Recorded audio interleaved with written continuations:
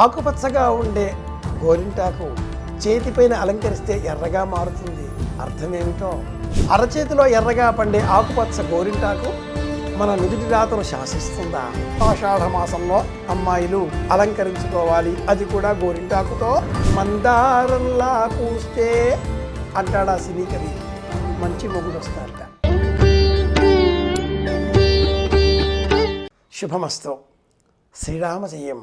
గోరింటా పూచింది కొమ్మ లేకుండా అన్నాడు సినీ కవి.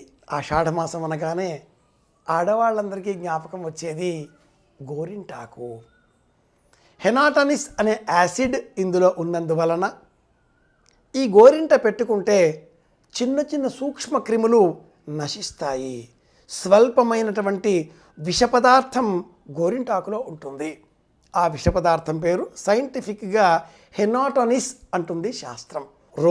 రోకలి చిన్నారి బాలికలు చుట్టూరా కూర్చుని ఉండగా నానమ్మ, బామ్మ, అమ్మమ్మ, పెద్దావిడ ఎవరో ఆ రోలులో అందకాసిన్ని గోరింటాకులు వేసి చిటికెడంత పసుపు వేసి నెమ్మదిగా రుబ్బుతూ పిల్లలకు కథలు చెబుతూ రుబ్బిన ఆ గోరింటాకుని అరచేతిలో సూర్యుడు, చుట్టూరా 8 చుక్కలు, ఈ 8 కూడా గ్రహాలు వెరసి నవగ్రహ మంటపం అరచేతిలో అలంకరించి ఆ తదుపరి గోళ్లకు ఇలా 4 గోళ్లకు కూడా గోరు చుట్టు లాంటి ఏ వ్యాధులు రాకుండా కబుర్లు చెబుతూ 5 వేళ్లకును అలా మూతల వలె బిగించి ఆ తదుపరి కాళ్ళకు సైతం అలంకరించి పారాణి వలె గోరింటాకుతో అద్ది రేఖలతో గీసి ఈ చేతికి సైతం కాసింత అరచేతిలో చంద్రవంక ఏర్పాటు చేసి అలా నిద్రపుచ్చిన తరువాత తెల్లారి చూస్తే ఆకుపచ్చగా ఉన్న ఆ గోరింటాకు కాస్త ఎండిపోయి రాలిపోయి ఎర్రగా ఒక కొత్త అందాన్ని అరచేతులకు, అరికాలికి లేదా కాలికి అలంకారాన్ని శోభాయమానంగా తెచ్చిపెడుతుంది. ఇది గోరింటాకు. ఆషాఢ మాసంలో తప్పనిసరిగా అతివలు అలంకరించుకునేటటువంటి అత్యద్భుతమైనటువంటి సహజమైనటువంటి అలంకరణ. కృత్రిమమైన రసాయనిక ద్రవ్యాలతో కూడుకున్న కెమికల్స్తో కూడుకున్న నెయిల్ పాలిష్ గోళ్ళ పెయింట్లు పెట్టుకుంటే రోగాలు వచ్చి వస్తాయి. కొత్త రోగాలు వస్తాయి. చేతికి అలా గోరింటాకు పెట్టుకుంటారు, ఇలా ఆ చేత్తో కలుపుకుని అన్నం ఏదో తింటారు, అది కాస్త లోనికి పోతుందిగా. అలా కాకుండా ఆరోగ్యాన్ని అందించే సహజమైన ప్రకృతి సిద్ధమైన గోరింటాకును అలంకారంగా ధరింపజేయాలి మహిళలందరూ కూడా ఈ మాసంలో అంటుంది శాస్త్రం. హెనాటనిస్ అనే యాసిడ్ కారణంగా కృత్రిమంగా ఈ రసాయనిక చర్యలతో కూడుకుని ఉండేటటువంటి గోల్డ్ పెయింట్లు, నెయిల్ పాలిష్ల కంటే గోరింటాకు వేల రెట్లు శోభాయమానమైనది, లాభదాయకమైనది. ఈ పంట పండే సమయంలో ఎర్రగా ఉందా ఒక అర్థం, కాస్త ఎరుపుదనం తగ్గిందా ఒక అర్థం, అసలు పంట పండలేదా అదొక అర్థం, గోరింట పండింది అంటారు. ఇదేమిటో మరి? ఆషాఢమాసం అంటే అత్తాకోడలు ఒక గడప దాటకూడదు, అల్లుడు మామగారు గడప దాటకూడదు, ఇలాంటి నియమాలతో అమ్మాయి పుట్టింట్లో ఉంటుంది. ఊరికే ఉంటుందా? అలా చేతికి గోరింటాకు పెట్టుకోవాలి. ఆ ఇంట్లో పెళ్లి కాని అమ్మాయిలు ఉంటారు, వాళ్ళకి గోరింట ఇలా అలంకరిస్తే మందారంలా పూస్తే అంటాడా సినీ కవి, మంచి మొగుడు వస్తారట. ఇంకా ఎక్కువగా మాట్లాడితే అందాల చందమామ అతడే దిగి వస్తాడు అని ముక్తాయింపునిస్తాడు. గోరింటాకుకి కాబోయే భర్తకి సంబంధం ఏమిటా అంటే, చేతికి గోరింట పెట్టుకుంటే ఈ చేతి రేఖలలో ఏవైనా వ్యతిరేకంగా ఉండే రేఖలు ఏమైనా ఉంటే మరుగున పడిపోతాయి.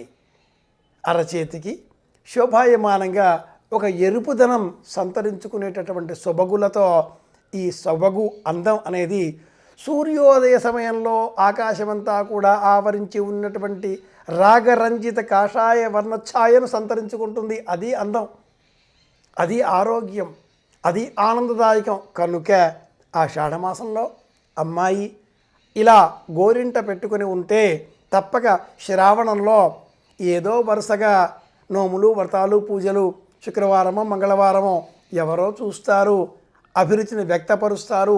ఆ తదుపరి తులసి కళ్యాణం తరువాత అమ్మాయి కళ్యాణము అంగరంగ వైభవంగా జరుగుతుంది. ఇలాంటి అనేక సందర్భాలతో ఆషాఢ మాసంలో అమ్మాయిలు అలంకరించుకోవాలి, అది కూడా గోరింటాకుతో అంటుంది శాస్త్రం. గోరింట అన్ని విధాలుగా శ్రేష్టం. అలాగే కృత్రిమంగా రసాయనాలతో కూడుకున్న నెయిల్ పాలిష్, గోళ్ళ పెయింట్లను ధరించడం మానేద్దాం. శాస్త్రం ప్రకారంగా గోళ్ళు ఇలా పెంచకూడదు కూడా. రాక్షస స్త్రీలను మనం పరిచయాలు చేయాలి అంటే అని ఇలా చూపిస్తాం. ఇలా పెడితే రాక్షస స్త్రీలు గోళ్ళు చూపిస్తూ, శూర్పణఖ చేట వంటి గోళ్ళు కలది, చొప్పనాథి ఆమె నిజమైనటువంటి పేరు. గోళ్ళని సుకుమారంగా గుండ్రంగా కత్తిరించుకొని తదుపరి గోరింటతో అలంకరిస్తే అత్యద్భుతంగా ఆ హస్తం ప్రకాశిస్తుంది. గోరింటాకుకు సంస్కృతంలో ఇంకో పేరు కూడా ఉందండోయ్, నఖరంజని అని ఆ పేరు. శాస్త్రోక్తంగా ఈ గోరింటాకు నఖరంజని, గోళ్లకు అందాన్ని అలంకారాన్ని ఇచ్చేది అనే అర్థంలో ఉండగా, మనం ఆరోగ్యంగా ఉన్నామా అనారోగ్యంగా ఉన్నామా అనేది కూడా ఈ గోళ్ళే చూపిస్తాయిట. పూర్వకాలంలో ఆయుర్వేద వైద్యులు మనకేదో వ్యాధి అంటూ వెళితే ఇలా కంటి చివరలని లాగి చూచి పాలిపోయి ఉన్నాయా రక్తహీనత, గోళ్ళని ఇలా నొక్కి చూచి పాలిపోయి ఉన్నాయా రక్తహీనత అంటూ చూసేటటువంటి వాళ్ళు, తెలుసుకునేటటువంటి వాళ్ళు. గోళ్లలో దిగువన ఒక చంద్రవంక ఉంటుంది. జ్యోతిష శాస్త్రం, సాముద్రిక శాస్త్రంలో ఈ గోరు వంక లోన ఉండేది పెద్దదిగా ఉంది, వివాహం జరగదు. అలాగే అసలు లేకుండా ఉంది, వివాహం విచ్ఛిన్నమవుతుంది. ఇలాంటి అనేకములైనటువంటి సాముద్రిక సంబంధిత రహస్యాలను ఈ అరచెయ్యి తెలియజేస్తుంది. గోల్డ్ కావచ్చుగాక, అరచేతిలో ఉండే దిగువన రేఖలు కావచ్చుగాక, వీటన్నింటినీ కూడా ఒకటిగా చేసేటటువంటి శక్తి నఖరంజని అనే పేరుల గోరింటాకుకు ఉంది. కనుకనే గోరింట అమ్మాయి అరచేతికి పెడితే త్వరగా పెళ్ళవుతుంది అనేటటువంటి వాళ్ళు ప్రాచీనులు. బామ్మగారు, అలాగే మామగారు, అమ్మమ్మ, ఇలా మహిళలు పెద్దవారు రుబ్బురోలు పత్రం వేసుకొని అంత గోరింటాకుని రుబ్బుతూ, కబుర్లు చెబుతూ, కథలు చెబుతూ అమ్మాయిలందరికీ కూడా అలంకరించి ఆ తదుపరి కొసవరపు ఉందండోయ్, వేడివేడి అన్నంలో ఆవకాయ వేసి నెయ్యి వేసి బాగా గట్టిగా కలిపేసి అంతంత ముద్దలు అరచేతికి నువ్వు గోరింటాకు పెట్టుకున్నావు కదా, ఆ గోరింటాకు పాడవుతుందేమో అంటూ అరచెయ్యి అంత ఎత్తెదిగిన ఆ అమ్మాయికి కూడా అమ్మమ్మ గారు తినిపిస్తూ ఉంటే ఉండే ఆనందం, ఆ సంతోషం ఆహా చెప్పనలవి కానటువంటిది కదా. చిన్న చిన్న కుటుంబాలు పెరుగుతున్న నేపథ్యంలో, మైక్రో ఫ్యామిలీస్ పెరిగిపోతున్న నేపథ్యంలో ఇలాంటి ప్రేమలు అభిమానాలు అంతర్ధానం అవుతున్నాయండి. ఇది చాలా బాధాకరంగా ఉంది. ఆనాటి సంస్కృతిని మళ్ళీ తెచ్చుకునే ప్రయత్నం చేద్దాం. ఒక్క గోరింటాకు కుటుంబంలో ఉండే వాళ్ళందరినీ ఒకటిగా చేస్తుంది. ఈ శాస్త్ర ప్రమాణాన్ని అనుసరిద్దాం, గోరింటాకును అలంకరించుకుందాం ఆనందకరంగా. గోరింట మొక్కను దానం ఇస్తే కూడా ఇంట్లో పెళ్లి జరుగుతుంది. ఇది శాస్త్ర ప్రమాణం, కాకునూరి మాట.